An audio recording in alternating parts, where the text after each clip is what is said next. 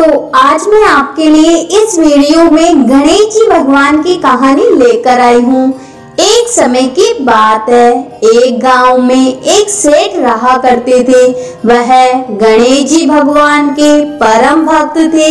गणेश जी भगवान की भक्ति तो उन्हें विरासत में अपने पिता से मिली थी।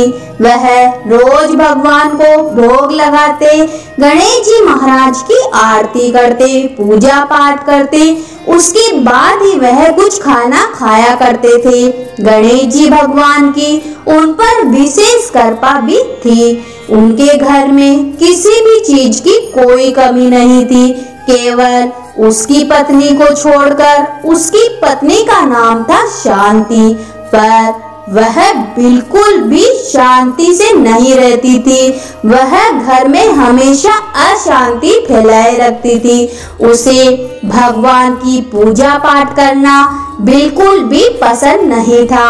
वह रोज सुबह सवेरे चिल्लाती और एक ही बात कहती, क्या शोर मच रखा है।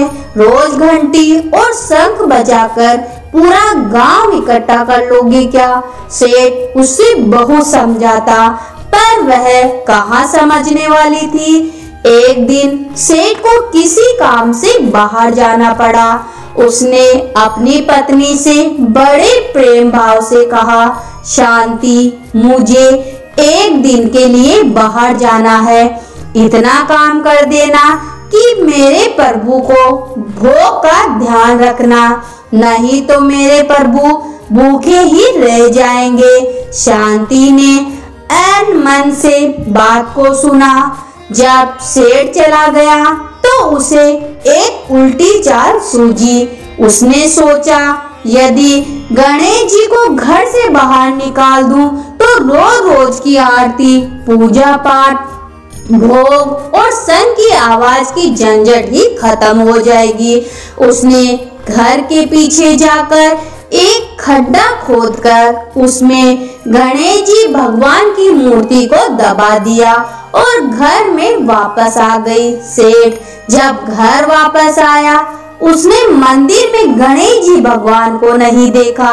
वह भागा भागा शांति के पास गया और कहने लगा, शांति, मेरे प्रभु कहाँ है।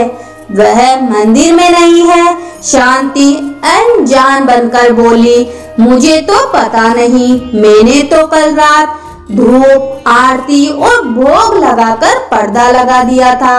सेठ पागलों की तरह गणेश जी भगवान को पूरे घर में खोजा। उसे मन ही मन पछतावा हो रहा था कि यह काम शांति का ही है। उसे ही मेरी पूजा पाठ पसंद नहीं थी। उसने शांति से कहा, शांति, यदि मेरे प्रभु नहीं मिले तो मैं खाना पीना सब छोड़ दूंगा। शांति को लगा, एक दो दिन के नाटक करेंगे, उसके बाद सब ठीक हो जाएगा। सेठ को रोते बिलखते 7 दिन हो गए। वह शांति से बोला, शांति, मुझे पता है तुमने ही मेरी पूजा पाठ पसंद नहीं करती। मेरे गणेश जी भगवान की प्रतिमा को तुमने ही कहीं छिपाया है। यदि मुझे मेरे गणेश जी भगवान नहीं मिले तो मैं कुएं में कूदकर अपनी जान दे दूंगा। अगर शांति मुंह खोलती है तो उसका झूठ पकड़ा जाता। इसलिए वह बोली, आप मुझ पर शक कर रहे हो, मुझे सच में नहीं पता। मैं नए प्रतिमा लेकर आती हूँ। पर सेठ को तो वही प्रतिमा चाहिए थी। फिर वो कूदने लगा। ये सब शोरगुल सुनकर गांव के लोग इकट्ठा होने लगे। लोगों की आस्था भगवान भी देख रहे थे। वह भी अपने भक्त के पास जाने के लिए बेचैन थे। उधर सेठ कुएं की पाल पर चढ़ गया। शांति भागी भागी गई। गणेश जी भगवान की प्रतिमा खड्डे से निकालने लगी, पर गणेश जी महाराज तो खड्डे में नहीं मिले, क्योंकि गणेश जी भगवान अपनी प्रतिमा स्वयं निकाल लिए थे। गणेश जी भगवान एक बालक का रूप लेकर आए और अपनी प्रतिमा निकालकर उसके पास पहुंचे और बोले, काका यह प्रतिमा आपकी है क्या? आप इसे ढूंढ रहे हो क्या?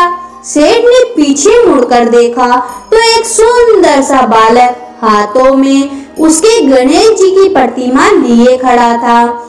वह पाल से नीचे उतरा, भगवान को गले लगाया, रोते रोते स्नान कराया और भगवान को मंदिर में स्थापित किया। वह बालक शांति की तरफ देखकर मुस्कुरा रहा था। शांति सोच में पड़ गई कि इस मूर्ति का पता इस बालक को कैसे चला। सेठ के साथ शांति भी अंदर चली गई। सेठ ने रोते रोते बड़े भाव से गणेश जी भगवान को स्थापित किया, पूजा करी और उस बालक को खूब धन्यवाद दिया। बालक जो ही स्वयं भगवान थे वह बोले, काका क्या मुझे भोग नहीं लगाओगे? शंभू भागा भागा और भोग लेकर आया। जैसे ही भोग लगाया तो उसने देखा बालक वहां से जा चुका था और तेज प्रकाश गणेश जी भगवान की प्रतिमा से उदित हो रहा था। शांति को अपनी भूल का पछतावा होने लगा। वह समझ गई कि स्वयं गणेश जी भगवान अपनी प्रतिमा लेकर स्वयं स्थापित होने आए हैं, मुझे दर्शन देने आए हैं। दोनों भाव विभोर हो उठे। उस रात भगवान ने उसे दर्शन भी दिए और कहा, मेरे साथ साथ शुभ लाभ, रिद्धि सिद्धि और सुख वैभव और लक्ष्मी जी सदा सदा तुम्हारे घर में वास करेगी। तुम सदा दुखियों की सेवा करना।